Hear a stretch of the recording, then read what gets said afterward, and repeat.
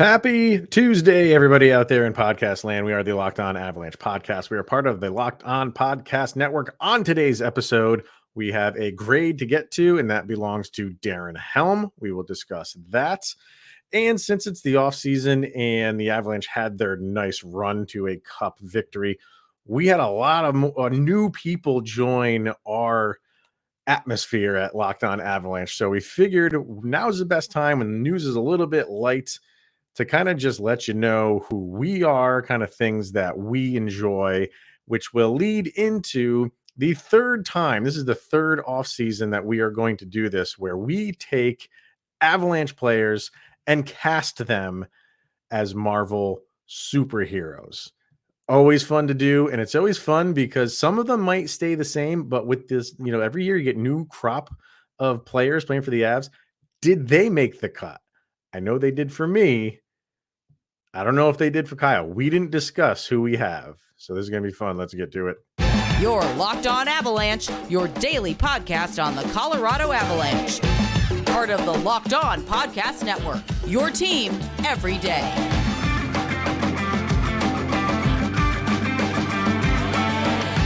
I know last year, I want to say I cast someone as Thanos. And I can't remember who it was. I might have to go back and look at the graphics, but I thought I had someone cast as Thanos. But this year, we're not doing that. We are adding someone new to the mix because Comic-Con is here and San Diego and Marvel came out with all that new phase of everything that they're coming out with. So we do this every offseason. We're like, well, now's the perfect time to do it. So if you're new to the Locked On Avalanche podcast, it's part of the reason why we're going to kind of introduce ourselves as far as things that we enjoy doing, and then get to that again, because now is the best time to do it. It'll be fun. I always look forward to doing this. Yeah. So who has held on to their title and who are new ones? We have, we're going to do Hulk, we're going to do Spider-Man, and there's a new one in the mix. And if you've paid attention to San Diego Comic-Con, you might figure out who the new character we're going to throw out for the first time today. All right. But first things first, thank you for following us, making it your first listen of the day. Always appreciated. Follow us on our other social media platforms, LOPN_Avalanche on Twitter, Locked On Avalanche on Instagram. Questions, comments, concerns, opinions, lockedonavalanche@gmail.com. And follow the show on our YouTube channel over on the YouTube. Hit subscribe, get notified when a new show goes live. All right, well, we will start with some Avalanche, well, not news, it's news for us. It's giving Darren Helm his grade. And we do this, alphabetically. So he is next up. And I want to say he got, I'm going to look him up quickly, across the board Bs when it comes to Twitter, YouTube, and Instagram. The only one I'm going to check on quickly is the YouTube one, because I don't know if that had changed at all. Oh, come on, YouTube people, be with me here. we had a meeting about this. They're a B as well. B's in the trap. 56% B on YouTube. I think it was 46% on Instagram, and it was in the low 50s for B on Twitter. So B's across the board for Darren Helm. Was brought in as a free agent on a 1-year deal, played 17,000 years for the Detroit Red Wings, and then comes over to the Avs, and then they do sign him again for next season. I think everybody was kind of happy with that because they were happy with what he produced in his first year with the Avs. So what do you give him for his season grade? I'm going to be shooting right under everybody else. He's a generous C+. Okay. Like, I get the heroics, and like when he shines, it's a clippable moment. But when you look at the stats and like his time on ice, his age, like it was good C+. Like it's not blowing you off the page. It's not anything incredible, but I mean, when he shines, and that's why he gets the C+. Yeah, I think taking his age into account, and when you watch him skate, doesn't look like he's 35 years old. No. Like, he hasn't lost a step at all, and I think that was a big reason why the Avs brought him in, because they know his speed, and they like speed. You know, a lot of their offense is predicated around the speed factor, and he's got it.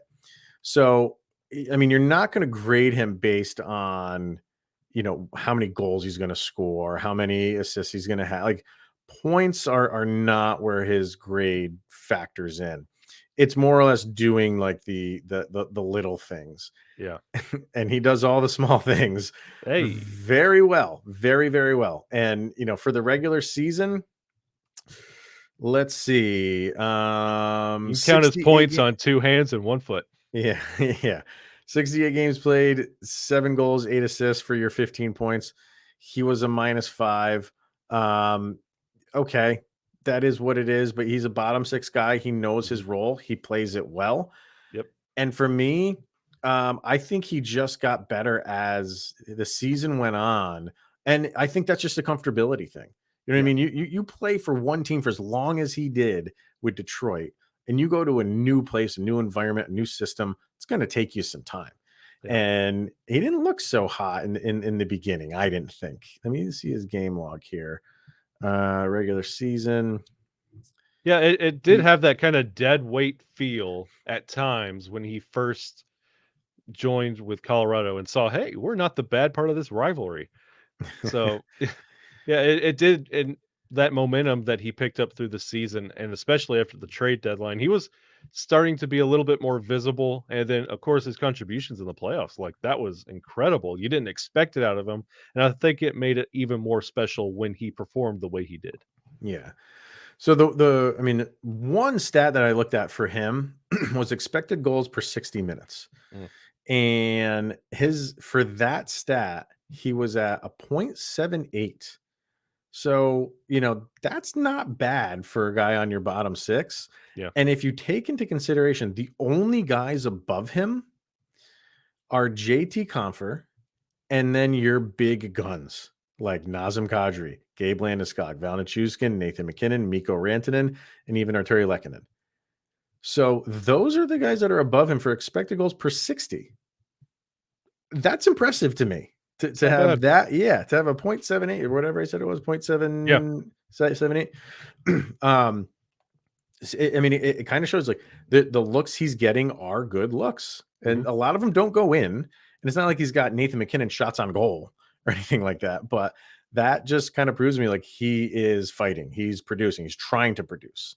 yeah, And for me, so his regular season, I think and this is how we're kind of doing this is we're not having a regular season grade and then a postseason game. We're kind of like averaging them together. So many guys are getting bumped up a yeah, little bit, maybe a half a letter grade or maybe a full letter grade yeah, based on their postseason. His goal against St. Louis. Everybody wants to talk about everything Cale Makar did, rightfully yep, so. Everyone wants to talk about the coast to coast that Nathan McKinnon did, rightfully so. That last second goal against St. Louis was nothing short of spectacular yep. for so many reasons. Number one, it Oh, got him out absolutely. of the second round for the first time in forever. So that alone just puts that at the top. Yep, The difficulty in which that goal needs to be made or is tried to is insane. It's off yeah, the charts hard. You have Eric Johnson kind of just throwing a cross ice pass. I don't know if it was an errant pass or if it was intentional that way. I don't care. But it bounced off the boards, and in one motion, he is hitting a slap shot with like 2 seconds left to send the Avalanche into the third round. Can't be understated the difficulty in which that goal is made, how timely it was, and what it meant to the Avalanche to get him out of that second round. For that alone, he goes up to a B minus for me. yeah, Yeah. okay. Yeah. Yeah, I completely agree, and, like, honestly, like, if you said we averaged the regular season and the playoffs, that's what brought him up to a C plus for me. Sure. Like, honestly, this would be like a Cogliano type grade, like, if we were going off just production and regular season, and if it wasn't for the playoff heroics, it would have been a Cogliano, like, C, C minus, just like you good enough, like, I wouldn't warrant a B because those regular season stats and the time on ice aren't enough to really warrant anything incredible. But a C plus, a strong C plus, is about where he landed for me. Yeah. And in the playoffs, he played all 20 games. He had 2 goals, 3 assists for 5 points. So it's kind of like on the average of what he had in the regular season. Yeah. About 5-6 points every 20 games.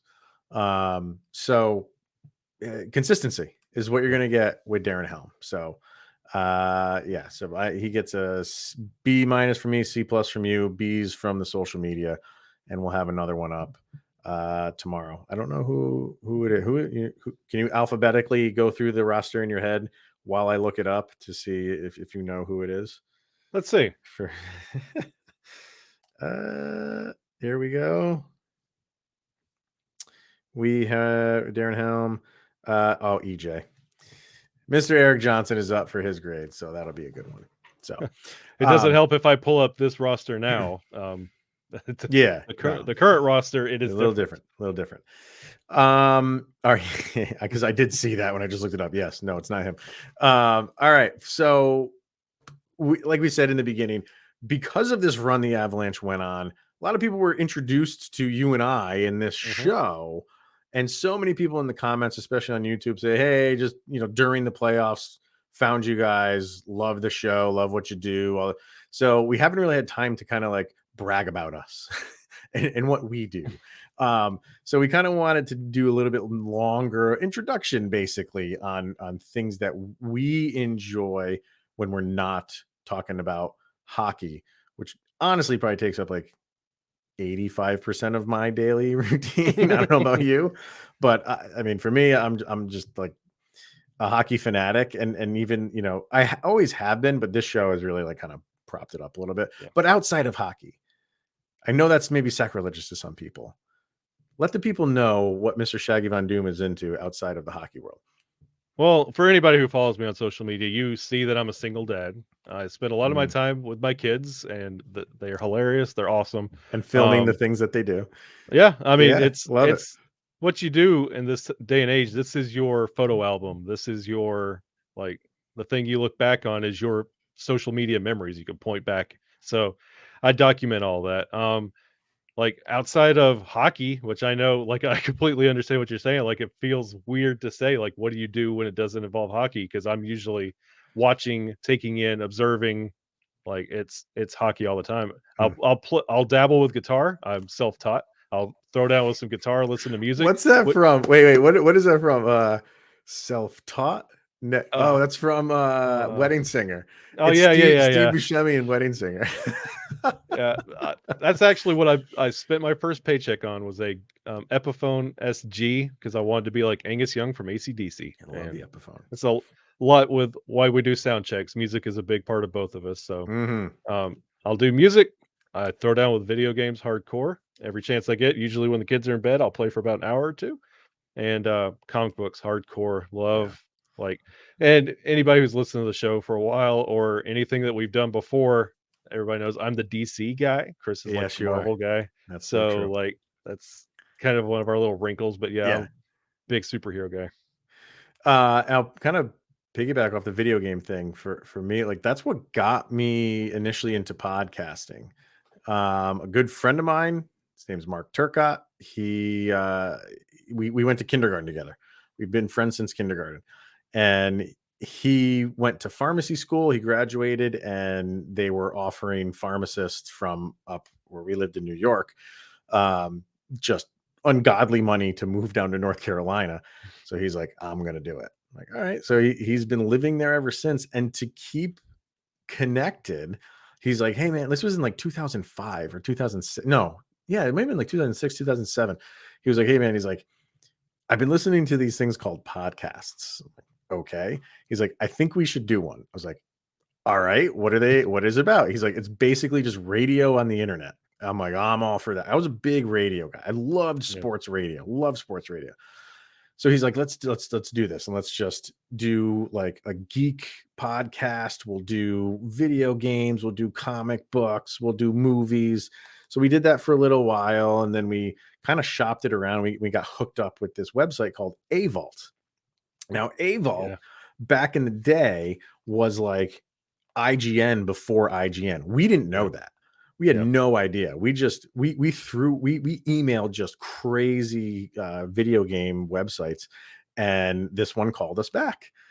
Little did we know it was run by a guy named Angel Munoz, who started the very first ever gaming like league, Yeah. and he knew everybody. So we would interview huge people in the industry, like John Romero, the dude who made Doom. That's my game right there. I I love Doom. like I got him on my. I could call him up right now. So I know him. I know like we just interviewed. We interviewed everybody that was in King of Kong. Remember the documentary King Yeah. of Kong? All those guys. Walter Day, the guy who the referee, Billy Mitchell. Like we interviewed all. It was crazy, crazy. We went to E3 like 3 or 4 times every year. We'd go out to E3. Mhm. Nonsense, just nonsense. So then we were like, well, we want to kind of do a game or a podcast that's focused in on a singular game rather than because it was starting to become just like white noise. There were so many podcasts then. So we're like, let's just find like one game and do a podcast focused in on that one game. And for a while, like we couldn't really find a game. We're like, we gotta figure like when a new game comes out, and it was we were big Halo fans, and Bungie had removed themselves from Halo, Mhm. and then they announced Destiny, and we were like, that's it. That like they announced Destiny on a Thursday or on Tuesday. Friday, we recorded an episode on Destiny, just about how. And for the game didn't come out for another year and a half. We did an episode every single week That's for what a I'm talking year and a about. half on nothing, on no. But that show got massive, and I left it. That's when I like started having kids, and my video gaming fell off a Mhm. cliff. my gaming is like non-existent right now. But Mark continued with the Destiny show, Mhm. and I kind of like went my own way, and we came back together to do a it was focused on Doctor Who. And and the idea behind it was we've never watched a single episode of Doctor Who. So we did this thing where we started when it was rebooted back in like 2005 or something like that. We Mhm. started there, watched one episode, did a podcast about it. People loved this thing because we're yeah, you especially because here's 2 Americans that have no idea what Doctor Who's about talking about what they think is going to happen. And people were loving how wrong we were on some things, on how kind of right we were on other things. It's still out there. We only went through the first 2 seasons, and then I started doing Locked On Avalanche, and it's gone away. We always talk about bringing that back. And if there's enough people out there that really are like, it's called the Tardy TARDIS, because Absolutely, go check it out, by the way. It's incredible. It's incredible. Great it's companion so podcast. fun. It's so fun. And that's that like I was kind of focusing on podcasts. I've been doing it for so long now, and I think doing the Tardy TARDIS and this show are the absolute most fun I've had in Yeah. podcasting. And I think it's all because, I loved doing something that was out of the realm for me and doing that Doctor Who. And the fact that I get to cover the Avalanche pretty much daily. I mean, we miss a day here and there. Is just it's a dream come true. So it's awesome. That's honestly kinda like how we, like, hooked up with, like, doing this, like, together. It was, like, the love of the Avalanche and, like, superhero stuff and, like, comics and Yeah, messaging back and forth all the time, and like you said, haven't we done all we've done 2 of these together, have we I think not? I did Or all 3? one when I was doing the show solo. I started then, and then the last year I had you on and as a guest, and then this Mhm. time like as you're doing it full time. Yeah. So, but you reached out to me. You were an early emailer, Yeah. and you were like, "Oh, I'd love to come on the show." And I was it was funny. You were like, I don't. I'm sure I still have the email, but you were like, "I promise I'm not like." So, I can't remember how you phrased it, but you're like, "I promise I'm not some like lunatic who just Yeah. wants to come on the air." Like the numbers then were so low, I didn't care. I'm like, I'll have anybody come on the show right Yeah. now. But like we clicked, and I had you on a bunch of times, Yeah. and then asked to come full time, and here we are. So it's been a blast, and like Kyle said, one of the things that we do love is geeky stuff. We're into Star Wars. We did rank our Star Wars movies, which we Yeah. probably should do again. And one thing that we do love is comic books. And with Comic-Con upon us, Marvel released a whole slew of what's to come in their next phase. So, like we've been saying, this is our next stage of who amongst the Colorado Avalanche would be cast as Marvel characters. We're going to get to that in 1 second. But first, we're going to hear from Bet Online. It's betonline.net. It's the fastest and easiest way to check in on all of your betting needs. Find all of your favorite sports and events at the #1 online source for odds, lines, and games. Find reviews and news of every league, including Major League Baseball, the NFL, the NBA, the NHL, combat sports. I just love that phrase. I don't know why. Esports, even golf. Bet Online continues to be at the top, or excuse me, to be the top online resource for all of your sporting wagering information. From live in-game betting, scores, and podcasts, they have you covered. Head to Bet Online today or use your mobile device to learn more about the action happening. We're at betonline.net, where the game starts. All right, sir. I mean, I like doing this every year because, like I said, you have a new roster. Yeah. You have some new players coming in, And the and Marvel characters hit different every year they because do. their art changes. It's very true. So we're gonna go through Spider-Man, Thor, Captain America, Hulk, Doctor Strange, Iron Man, and if you were paying attention to Comic-Con this year, we all knew it was coming. It's not like this was a shock to anybody, but the Fantastic Four is coming back, and maybe under the rightful hands of Peter Feige at Marvel Studios. Yeah. So we are going to be doing Reed Richards as well today. We'll save him for last, but we'll start with everybody's favorite, your friendly neighborhood Spider-Man. And I think mine has stayed the same from last year. But what do you have? Which Colorado Avalanche player would be cast as Spider-Man? And talking about the different arc, mine is different this year. Okay. Spider-Man for this year would be Terry Lekkonen. Oh, I like that. The Avengers All were right. already assembled. They were already on their mission. And then here out of nowhere at the trade deadline comes Lekkonen. And he's like, hey, I'll join you guys.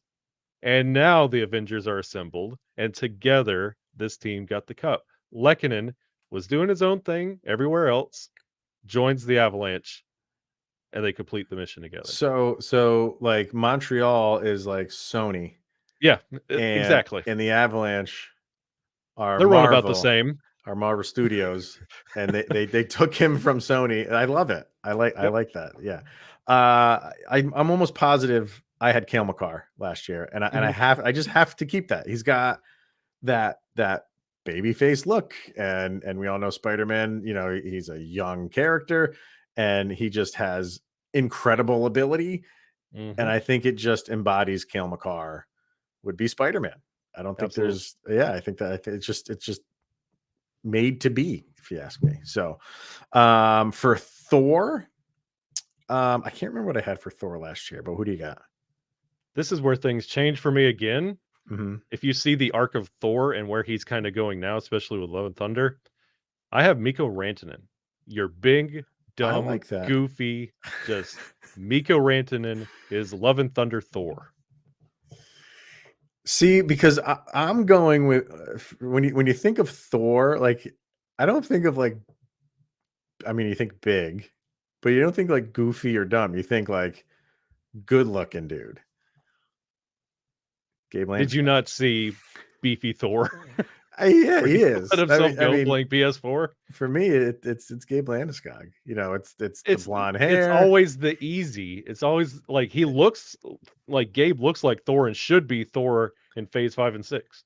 I remember talking about that last year actually when we did this. Now, like if Hemsworth said I don't want to do this anymore, I think Marvel Studios would go ask Gabe Landeskog, "Do you want to play Thor?" It's like set up like Spider-Man with Cale Makar. Just take off his shirt, and they're like, "It's just sign perfect." here. Exactly. Captain America. Who you got for there? Mine, I think this is a change from last year, but especially when you see how he handles himself in press conferences now, Mm-hmm. none other than Eric Johnson. Ooh, okay. Like he is Why is so that? he's like everything he says is Avalanche this. I love Avalanche this. Like celebrating Kale McCarr, his like Instagram comment where he's like commented on Kale McCarr's thing. He's like, I'd go through 2017 all over again just for you, Kale. Like he is very Avalanche. I bleed Avalanche, and EJ is Captain America, and he's American. So, See, for me, I went Nathan McKinnon. hmm, He's just business all the time. You know what I mean? yeah, And that's Captain America. Like he's always playing the role. He's always yeah, playing the part. And I always think of like the end of Age of Ultron when they've won the day and yeah. they're back at their new headquarters in upstate New York, which I'd love to know where in upstate New York that is. But Could be your neighbor. I know exactly. But what happens? Iron Man, his car just comes up to him and he's out. I'm Yeah, done. I did what I had to do.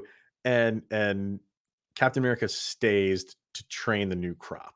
yeah, That's Nathan McKinnon. He yeah, is there to make sure everybody knows what they're doing. He's not going to take a day off.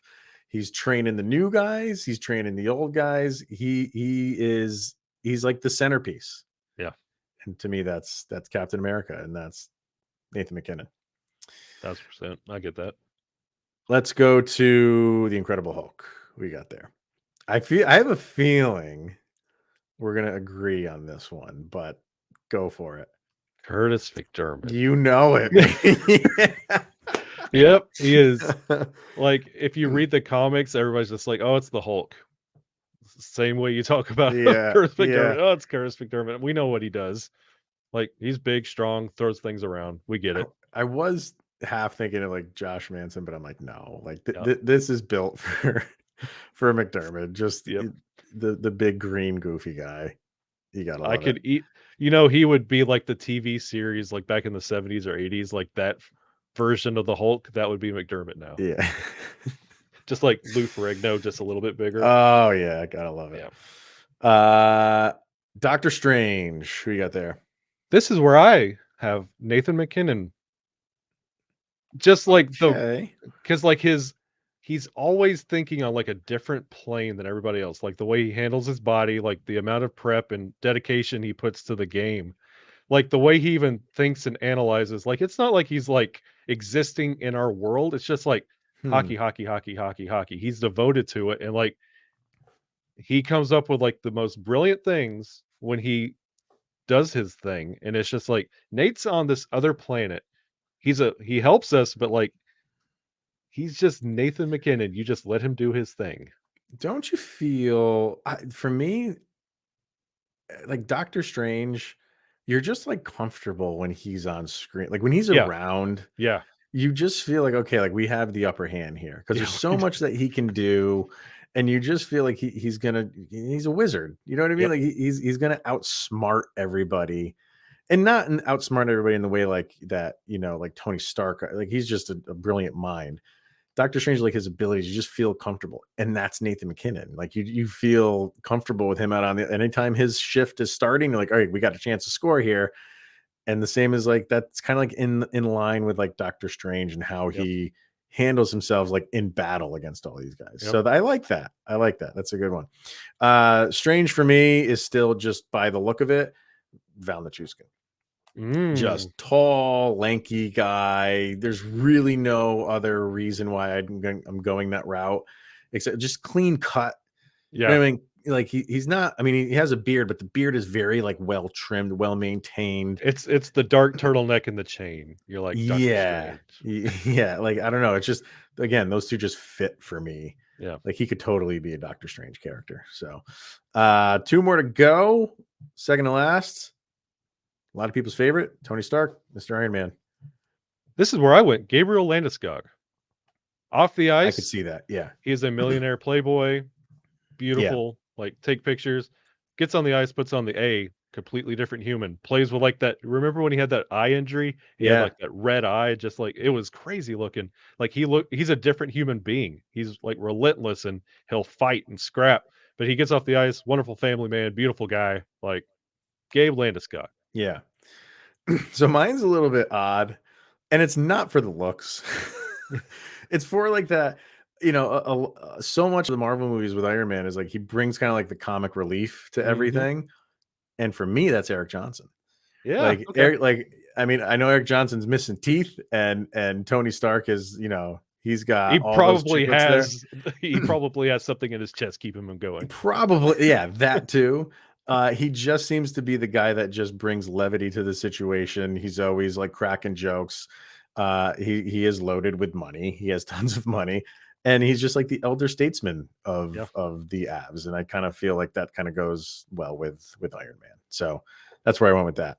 And finally, for the first time, we are casting Reed Richards of the Fantastic Four. Which when did they say that movie's coming out? It's still a couple years, isn't it? I think Is it it's 25? 23 or 24. Or is it I 23? think it's a Okay. yeah, I think it's a little bit sooner. Okay. Who do you got? And we could do all of the Fantastic Four. Maybe we'll do that for Yeah. another episode. But Reed Richards is the guy when you're thinking of The Fantastic rival Four. of my namesake, Yeah. Reed Richards. This is the vote I went on looks alone. If we were casting like Gabe Landeskog to be Thor, Mm-hmm. give another year, Jared Bednar is Reed Richards. Ooh. I like it. Thinking outside the box. Okay. All right. Like, and he's won everywhere. Like he's got his little group, and with the way the Fantastic Four are joining the MCU, it's almost like, hey, I've done it all over the place. I'm now here. Let's go. Like Reed Richards, and he's a very powerful mutant in the MCU, has very powerful offspring. So Right. And he's very smart, man. Like he's up there with Stark. He's a mhm, very brilliant mind scientifically. And that's kind of like a guy who is so just like laid back and just does nothing seems to phase him during his like press conferences and stuff. Like he seems like he's almost bothered to do them. Like he'd rather be yep, doing other things. yep. And for me, that's JT Confer. Interesting. I So dig I it. went Confer for Reed because that's kind of he just has that way about him that Reed Richards does, where he's just like unfazed by a lot of. Yep. He knows his ability. He does everything again to the best of his ability. I don't know. I was looking at like Richards like pictures, and I know that Confer's got he's the gingerbread man, Yeah. and Reed Richards is not. But I just felt like personality wise, I kind of felt like they meshed well together. That's He where I'm would have going with. been he would have been a great Human Torch and his sister Jessie being Invisible Woman. There you We go. could have got off of that We one. could That have would have got the been sibling. perfect. Yes, that would have been brilliant. Who would have been the Thing though? I don't know. Who would have been the Thing? That's a tough one. That's a really tough one. Our anthem singer kind of looked like the Thing from the movies There in you go. 2000. Jake Oh, Schroeder. Yeah. yeah, Schroeder. Yeah, he He had could. that There we look. go. That's what we're gonna do. He's the, but he's retired, so I got to find somebody else. I don't That's our gift to you, know. Schroeder, on your wonderful career. Yes. Yeah. Now your career is complete. You've been anointed the Thing by Locked On Avalanche. All right. So comment section is open. I know people are gonna have a lot of fun with that. If there's ones you want to add, you don't have to do just the ones that we came up with. If there's other, I know Moon Knight's a big one right now. If there's Mhm. a Moon Knight character that you think an Avalanche player could play, throw them in the comments section. We want to hear about it. So that is going to wrap it up for today, everybody. Hopefully you learned a little bit about myself and Mr. Shaggy Von Doom. And yeah, maybe we'll do something Star Wars related in the coming weeks. Mm. That's always fun. But for now, that is going to wrap it up. Thank you for making this your first listen of the day. Always appreciated. You can follow us on our social media outlets. Don't forget to do that. Until then, he is Mr. Shaggy Von Doom, Kyle Sullivan, and I am Chris Maselli. This is the Locked On Avalanche podcast. Thank you for tuning in, everyone. We'll see you tomorrow.